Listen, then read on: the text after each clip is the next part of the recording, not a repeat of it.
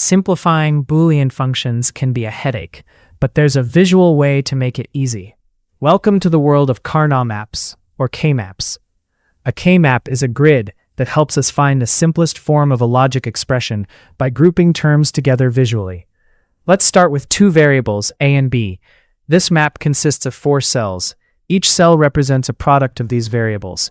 For example, the top right cell is the intersection of a bar and b. To simplify, we plot ones for our function's terms and group adjacent cells in pairs.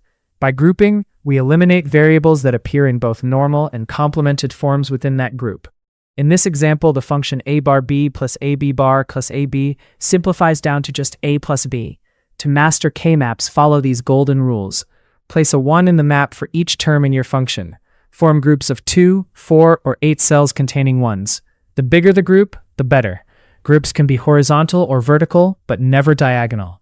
Groups can overlap, and they can even wrap around the edges of the map. For 3 variables a, b, and c, we use an 8-cell map. The same rules apply, but now we can form groups of 4 cells if possible. Look at this. When we group terms, we look for what stays the same. If b changes from normal to complement within a group, it's dropped.